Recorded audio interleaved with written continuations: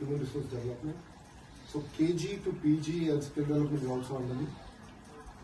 So what you'll see in Andhra is outcome-based education, and I'm leading this from the front. So when Mr. Naidu was thinking about portfolios, he said, who can handle education? He said, okay, there's a Stanford MBA, we have a good Bakra, now let's give it to him. It's his job now to transform the entire education.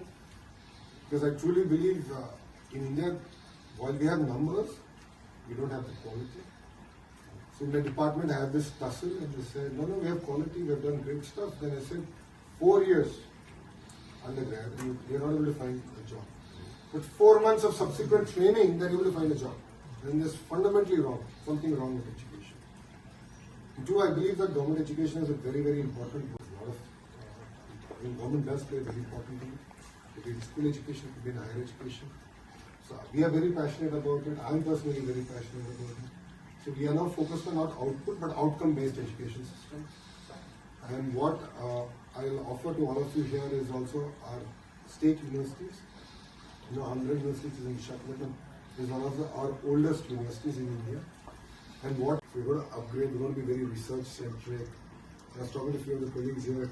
Why should we promote India to American companies or European companies? Why can't we create such companies in India?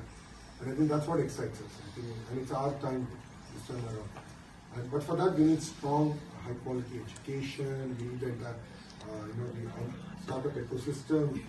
I think we need to do a lot more. His vision evolve, and just the opportunity that he is projected ahead of us, right, for the country as well. I think one thing that's really interesting, we had a chance to talk a little bit last week, is Lokesh is one of the young leaders in India, right? And I think it's that sort of we have a generational change going on, if you think about it, and India needs that kind of energy and vision. And it's something that he was talking about, just walking through every district in the state of Andhra Pradesh, which is just mind-boggling to think about, just the length of the state. And this kind of shows the breed of new leaders that are coming up. So I think what you're going to hear from him today is not... The mandate is quite clear. It's not just about welfare. It's about creating jobs. It's about creating a vibrant ecosystem. I think for a youngster like me, it reinforced the need for educated people to actually enter politics. It's a very clear mandate with which they did.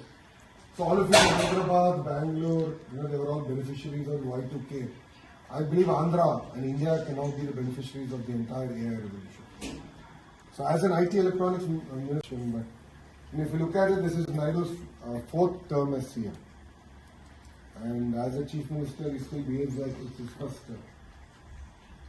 88 out of the 164 people who won on the alliance are first-time MLAs. 17 out of the 25 cabinet ministers in Mr. Naidu's cabinet are first-time cabinet ministers.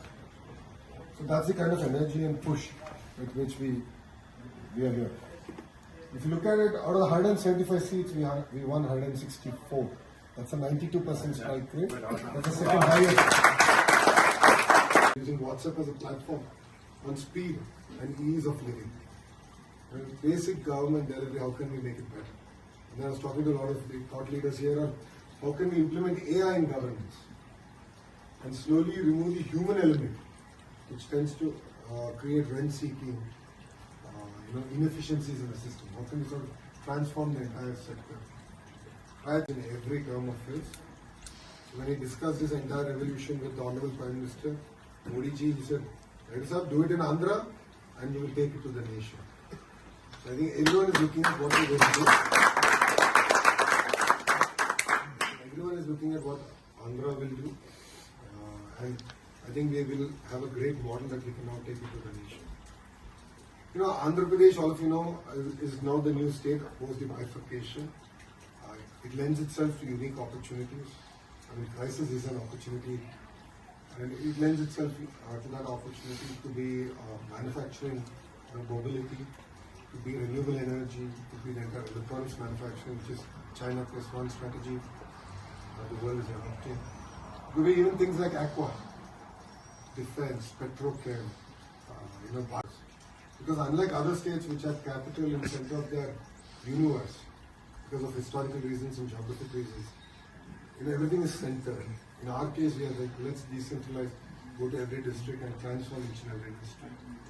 Saying that, we're doing some very interesting projects. One is the skill census, where we want to assess, understand the skills of our citizens, look at micro interventions, how can we improve their skill set and based on outcomes, and then create next generation workforce, entrepreneurs, thought leaders coming out of the state.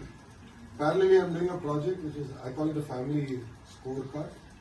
The idea is how can I analyze the family from a 360 degree and actually do micro interventions, pull them out of the cycle of poverty.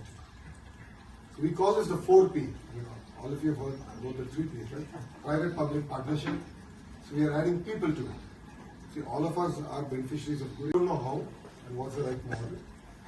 So using the entire family scorecard as the model. Where again, the era of AI, we can understand how to improve their income levels, how can we pull them out of the cycle of poverty. And that's what makes it very interesting. So we're doing some very interesting stuff in Andhra Pradesh. And needless to say, this time around, we are very focused on actually grounding things, getting things going. It's just been 4 months since we came into power, and if you've been following the news, a lot of exciting announcements have already come. More will follow. So we've actually broken our governance down not on years. It's 100 days chunks. First 100 days, second 100 days, third 100 days. What are our priorities as ministries? How are we going to go about it? So whatever I spoke about to this, just creating data centers. Look at the entire AI thing.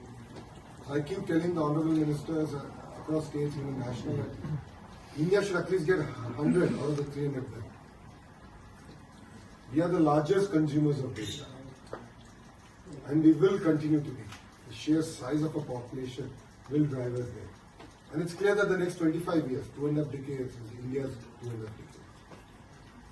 The demographics are all in our favor.